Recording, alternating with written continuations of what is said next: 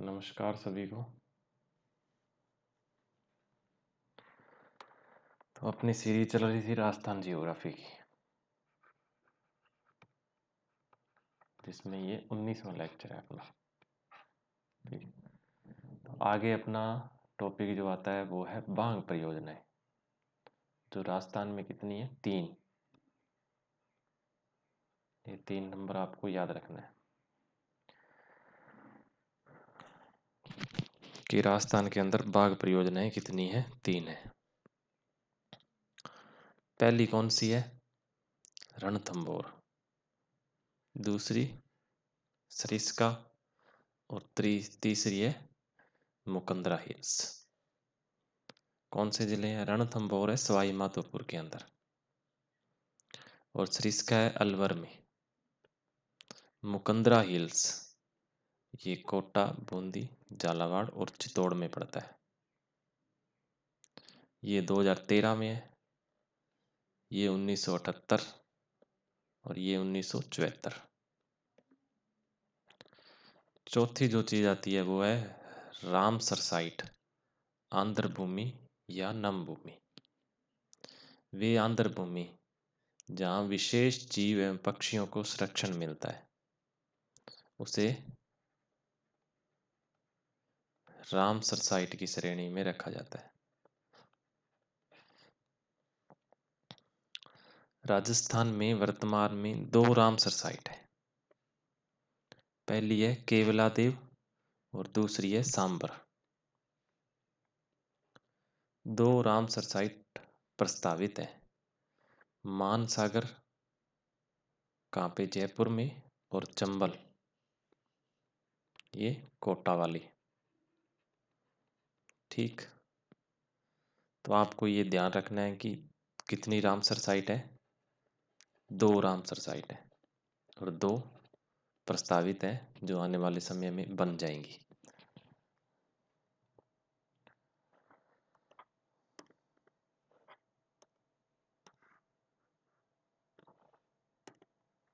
अब देखते हैं कंजर्वेशन रिजर्व, जिनकी संख्या राजस्थान के अंदर 11 है। ये कंजर्वेशन रिजर्व के नाम है और ये स्थान है। तो इनकी सभी की संख्याएं याद रखेंगे आप, और कौन से डिस्ट्रिक्ट में है ये याद रखना है। पहले ये 2 काम करने हैं आपको, उसके बाद आप बाकी की जानकारी याद रखेंगे। तो पहला आता है जोहड़ बीड़ कंजर्वेशन रिजर्व, जो कि बीकानेर जिले में है। दूसरा आता है जवाई बांध कंजर्वेशन रिजर्व, जो कि जालोर में है। तीसरा आता है बीड़ कंजर्वेशन रिजर्व, जो कि झुंझुनू में है। चौथा आता है बोसियाल कंजर्वेशन रिजर्व, जो कि खेतड़ी झुंझुनू के अंदर है। पांचवा आता है बिसलपुर कंजर्वेशन रिजर्व, जो कि टोंक में है। छठा आता है सुधा माता कंजर्वेशन रिजर्व, जो कि जालोर और सिरोही दोनों में आता है। सातवां आता है शाकंभरी कंजर्वेशन रिजर्व, जो कि सिक्कर झुंझुनू में पड़ता है। आठवां आता है गोगेलाव कंजर्वेशन रिजर्व, जो कि नागौर में है। नौवां आता है गुड्डा बिश्नोई कंजर्वेशन रिजर्व, जो कि जोधपुर के अंदर है। 10वां आता है रोटू कंजर्वेशन रिजर्व, जो कि नागौर में है। और 11वां आता है उम्मेदगंज पक्षी कंजर्वेशन रिजर्व, ये कोटा में है। तो आपसे क्वेश्चन अगर पूछा जाएगा किसी भी एग्जाम के अंदर, चाहे वो पटवार हो, रीट हो, एसआई का हो, एसआई के लिए इंपॉर्टेंट है ज़्यादा ही। तो आपको इधर कंजर्वेशन रिजर्व के नाम दिए होंगे 4, और इधर जिले दिए होंगे, उनमें आपको मैच कराएगा। तो ऐसे क्वेश्चनों की आपको प्रैक्टिस करनी है और हर का एक जिला याद रखना है। तो 6 नंबर पे जो चीज़ आती है वो है आखेट निषेध क्षेत्र, जिनकी संख्या राजस्थान के अंदर 33 है। जो आपको सारी नहीं पढ़नी है, 33 की 33। इसमें क्या पढ़ना है मैं आपको बताता हूँ। तो सर्वाधिक आखेट निषेध क्षेत्र जोधपुर के अंदर है और वो 7 है। सबसे बड़ा आखेट निषेध क्षेत्र कोटसर सावंतसर चूरू बीकानेर में पड़ता है। और इसी प्रकार सबसे छोटा आखेट निषेध क्षेत्र कनक सागर बूंदी है। तो सबसे छोटा और सबसे बड़ा, ये चीज आपको याद रखनी है। अन्य आखेट निषेध क्षेत्र देखें तो क्या है, जवाई बांध, ये आपको पता है पाली में। रामदेवरा, ये भी आपको पता है जैसलमेर में। रोट्टू, ये नागौर में है। जोहड़ बीड़, यह बीकानेर में है। गुड्डा बिश्नोई, यह जोधपुर में है। देशनोक, ये भी बीकानेर में है।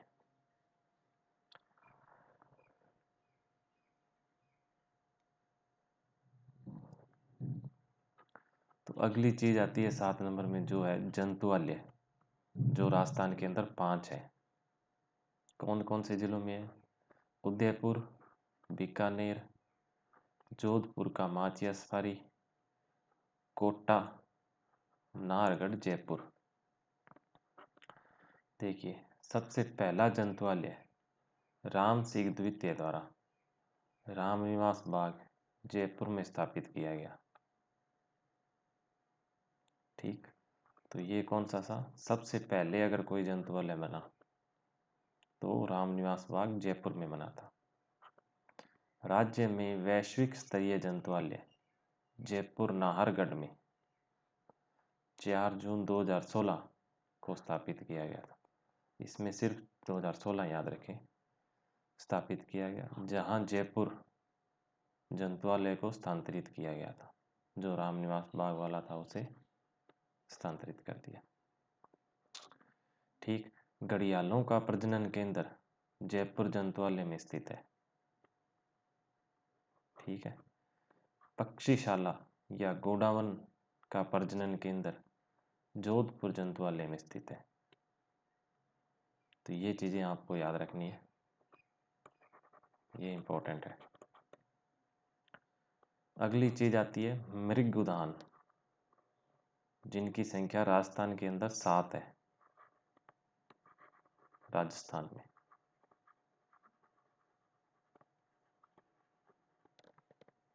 ठीक, तो मृग उद्यानों के नाम हैं ये, और ये उनके जिले हैं। अशोक नाम का मृग उद्यान जयपुर के अंदर है। संजय नाम का मृग उद्यान जयपुर में है। अमृता देवी नाम का मृग उद्यान जोधपुर के अंदर है। माचिया नाम का मृग उद्यान जोधपुर में है। पुष्कर नाम का मृग उद्यान अजमेर में है। सज्जनगढ़ नाम का मृग उद्यान उदयपुर में है। और दुर्ग नाम का मृग उद्यान चित्तौड़गढ़ में है। ठीक है, तो आगे चलते हैं अपन।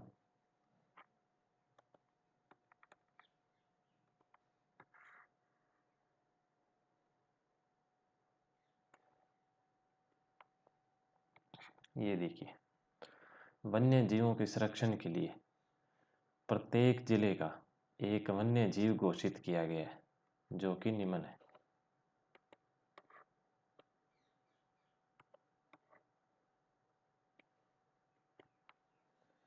क्या है?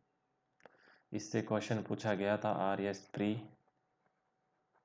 2018 में। तो ये और एग्जाम के लिए ज़्यादा इम्पोर्टेंट हो जाता है, क्योंकि RS में ये आया हुआ है, तो शायद प्री में दोबारा आए ना आए, पर और एग्जाम में इससे क्वेश्चन जरूर आएगा। और क्वेश्चन वही आता था, मैच करवाने वाला क्वेश्चन आया था। इधर डिस्ट्रिक्ट दिए गए थे और इधर पक्षियों के नाम दिए गए थे, तो इनको मैच करवाया गया। तो अजमेर का पक्षी किसे घोषित किया गया है?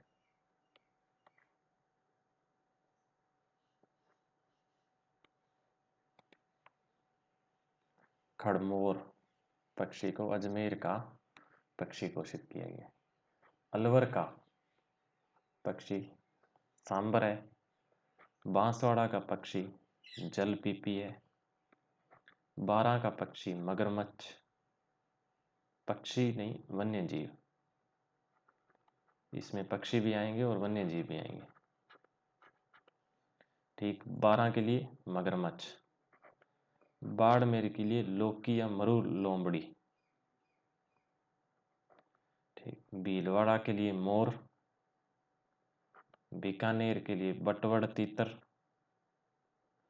बूंदी के लिए सुरखाब। चित्तौड़गढ़ के लिए चौसिंगा। चूरू के लिए काले हिरण कृष्ण मृग। और दौसा के लिए खरगोश। धौलपुर के लिए पचीर या इंडियन स्क्रीमर। डूंगरपुर के लिए जांगिल। हनुमानगढ़ के लिए छोटा किलकिला। जैसलमेर के लिए गोडावण। जालोर के लिए भालू। झालावाड़ के लिए गांगरोनी तोता। झुंझुनू के लिए काला तितर। जोधपुर के लिए कुरंजा पक्षी। करौली के लिए घड़ियाल। कोटा के लिए उदबिलाव। नागौर के लिए राजहंस। पाली के लिए तेंदुआ। प्रतापगढ़ के लिए उड़न गिलहरी। राजसमंद के लिए भेड़िया। सवाई माधोपुर के लिए बाघ। श्रीगंगानगर के लिए चिंकारा। सीकर के लिए शाहीन। सिरोही के लिए जंगली मुर्गी। टोंक के लिए हंस। उदयपुर के लिए कब्र बिच्छू। जयपुर के लिए चीतल। और भरतपुर के लिए सारस। ठीक है, तो इनको आप जैसे भी ऐड करके या कुछ तरीके से याद रख पाए, रखना है आपको।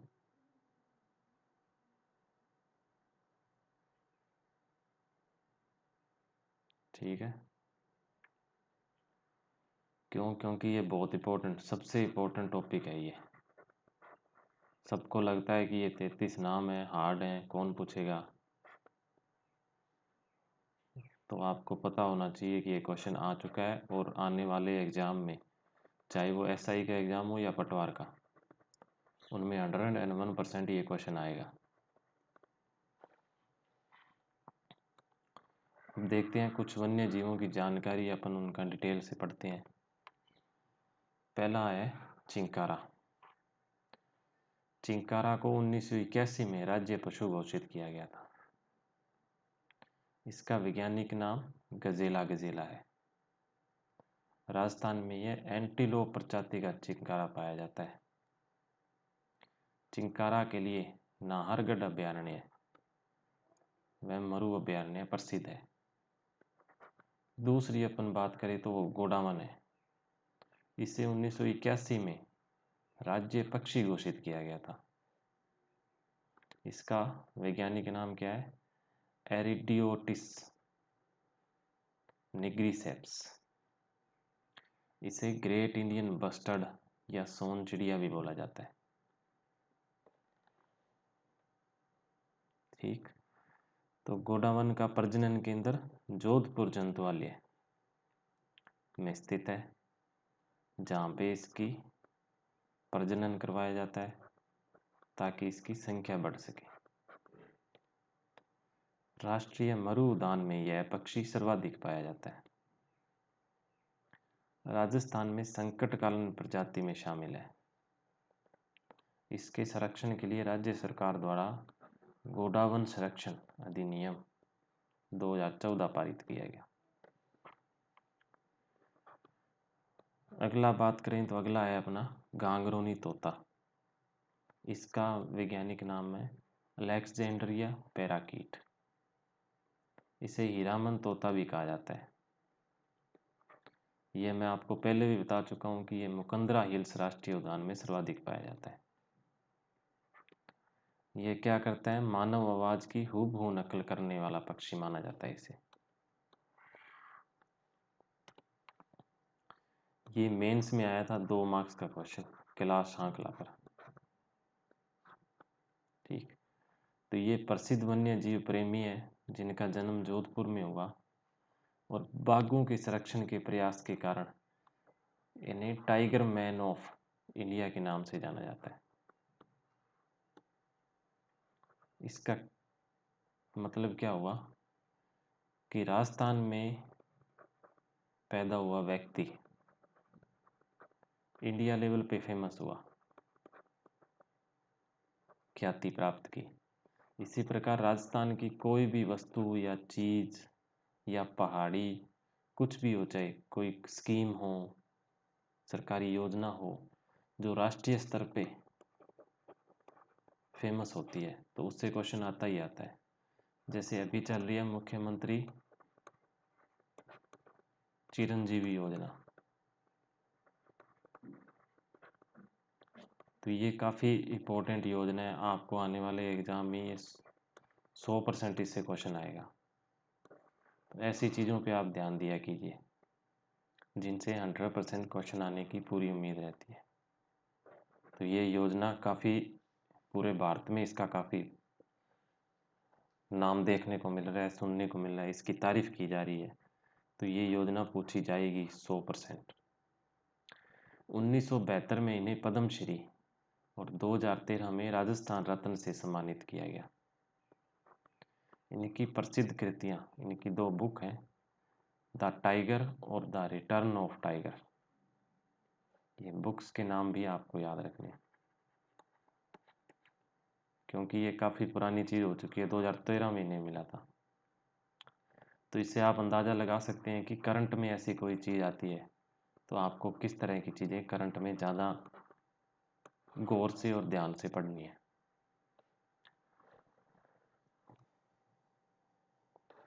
अब बात करते हैं अपन राजस्थान की जैव विविधता की।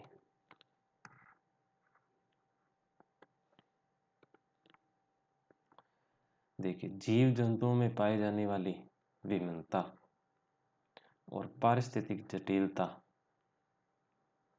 को क्या कहते हैं, जैव विविधता कहा जाता है।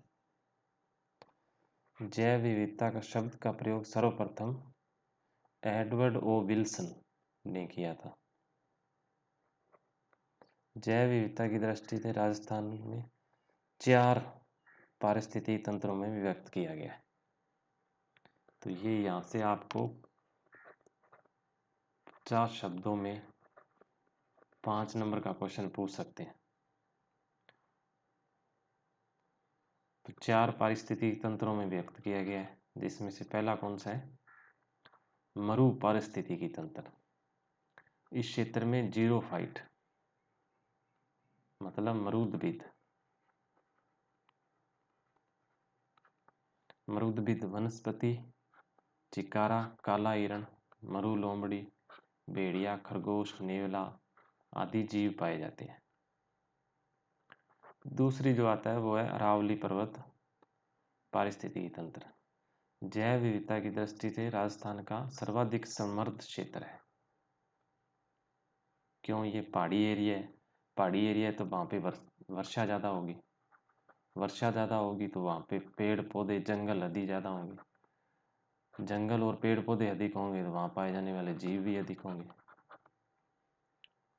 तो इस क्षेत्र में धोक, केर, आम, महुआ, सालर वृक्ष, बघेरा, बालू, जरक, चौसिंगा, काला हिरण, चित्तल आदि वन्य जीव पाए जाते हैं। पूर्वी मैदानी पारिस्थितिकी तंत्र अरावली के पूर्व में स्थित है। इस क्षेत्र में पक्षियों की संख्या सर्वाधिक पाई जाती है। यूनेस्को सूची में शामिल घना पक्षी विहार इसी क्षेत्र में है। चौथे नंबर पे आता है जो, वो है दक्षिणी पूर्वी पारिस्थितिकी तंत्र। राजस्थान का हाड़ौती और विंध्याचल क्षेत्र इसके अंतर्गत आता है। इस क्षेत्र में जलीय जैव विविधता सर्वाधिक पाई जाती है। क्यों, क्योंकि यहाँ पे चंबल, बनास ये बड़ी नदियाँ हैं। जो लगभग पूरे साल बहती हैं। जलीय जीवों में मगरमच्छ, घड़ियाल, कछुआ, डॉल्फिन और अन्य मछलियाँ यहाँ पे अधिक पाई जाती हैं।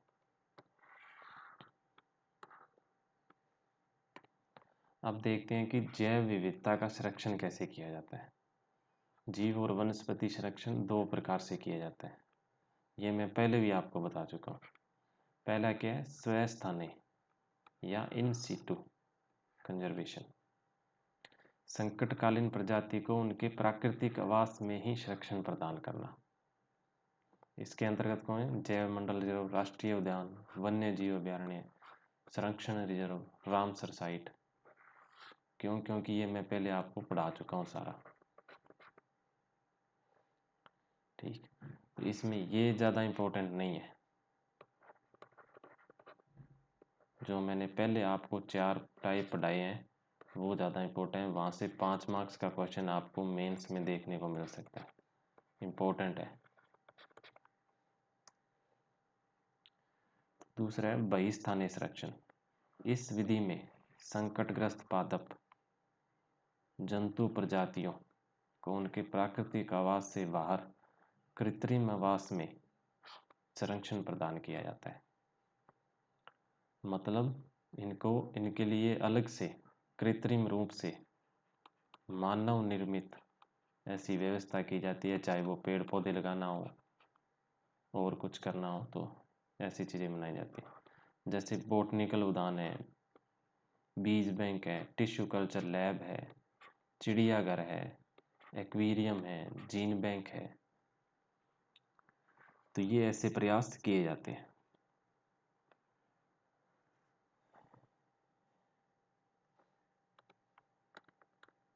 अब देखेंगे अपन जैव विविधता संरक्षण के लिए जो प्रयास किए गए उनके बारे में। राज्य स्तर पर 2010 में राजस्थान में राज्य जैव विविधता बोर्ड की स्थापना की गई थी। तो ये 2010 केवल याद रखना आपको। राजस्थान में जैव विविधता विरासत स्थल के रूप में चयनित स्थल एक तो है आंकलवुड फॉसिल पार्क जैसलमेर, दूसरा है नाग पहाड़ अजमेर। नाग पहाड़ आपको पहले अगर याद हो तो जहाँ से लूनी नदी निकलती है। अगला है छापोली मसा माता झुंझुनू। राजस्थान में एक जैव विविधता पार्क भी है जो कहाँ पे है, गामदर वन क्षेत्र में है, उदयपुर के अंदर। तो ये भी आपको नाम याद रखने हैं, कौन से जिले में है ये ध्यान रखना आपको। अंतर्राष्ट्रीय स्तर पर कौन सी संस्थाएं हैं, कौन से कार्य हैं जो जैव विविधता संरक्षण के लिए काम करती हैं। तो अंतर्राष्ट्रीय स्तर पे एक संस्था है IUCN, international union for conservation of nature. इसकी स्थापना 1948 में होती है। इसका उद्देश्य क्या है, जैव विविधता में होने वाली कमी को दर्शाना और उसे रोकने के लिए प्रयास करना।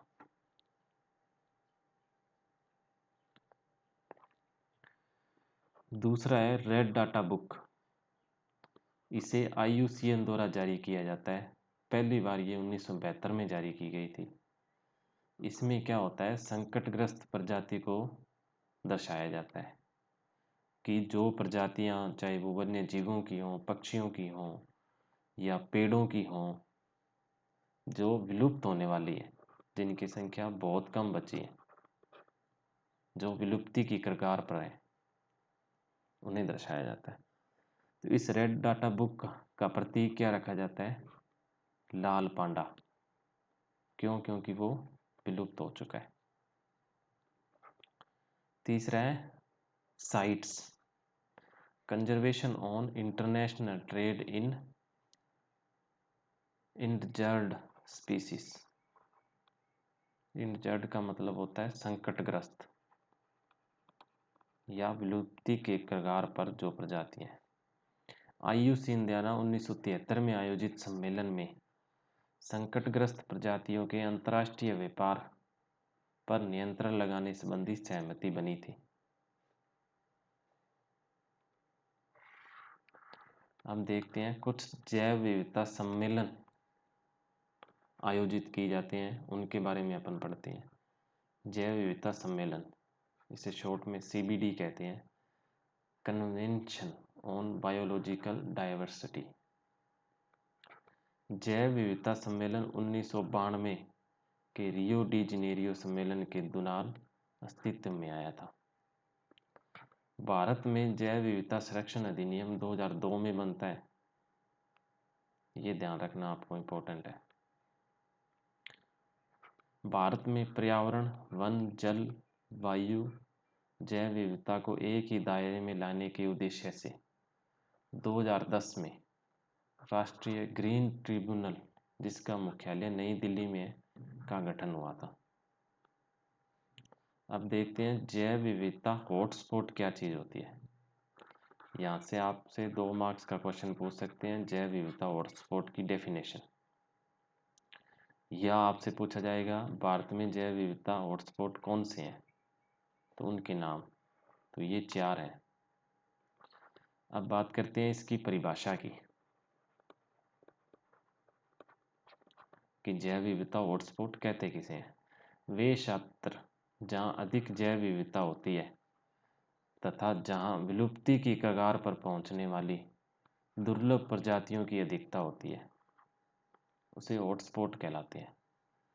मतलब कुछ ऐसा एरिया जहाँ पे जैव विविधता अधिक है और पेड़ों की, वन्य जीवों की हों, तो ऐसी प्रजातियां पाई जाती हैं जो, मतलब अगर पूरे देश में माना जाए तो वो विलुप्ति की कगार पर है या बहुत ही कम संख्या में है। उसे क्या बोला जाता है? जैव विविधता हॉटस्पॉट बोला जाता है।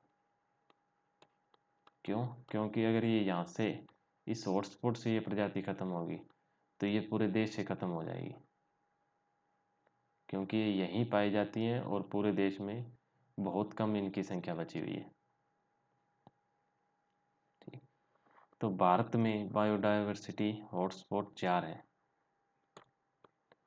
पूर्वी हिमालय, दूसरा है पश्चिमी घाट, तीसरा है इंडो बर्मा और चौथा है सुडालैंड।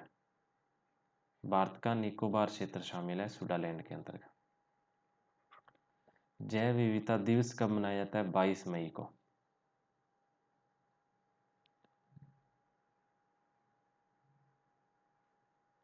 एक सेकंड आप हल्का सा वेट कीजिएगा।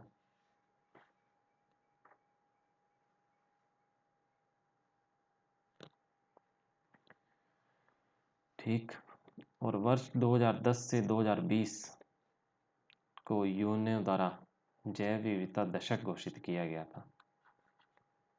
ये 2020 अभी खत्म हुआ है। ठीक है, तो ये इम्पोर्टेंट है, आपको ध्यान में रखना है। जैव विविधता बायोडायवर्सिटी पर मेंस में 5 मार्क्स का क्वेश्चन आप मान के चलिए 100% एक क्वेश्चन आएगा। तो उस किसी प्रकार का क्वेश्चन आए उसमें आपको ये लाइन डालनी है कि 2010 से 2020 में यूएनओ द्वारा जैव विविधता दशक घोषित किया गया था।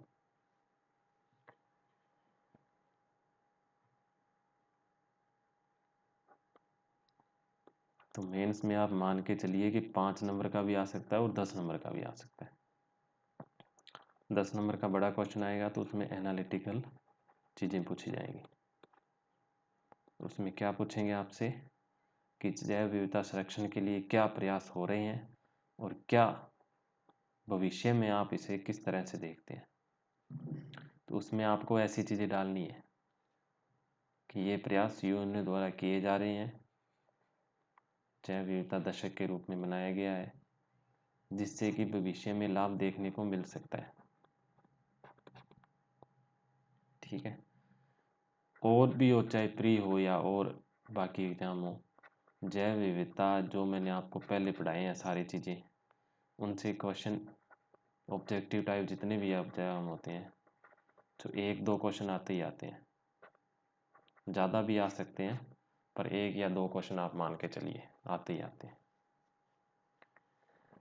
तो ये हमारा जैव विविधता वाला टॉपिक पूरा हो चुका है। ठीक, तो आगे अपन जनसंख्या पढ़ेंगे नेक्स्ट लेक्चर के अंदर।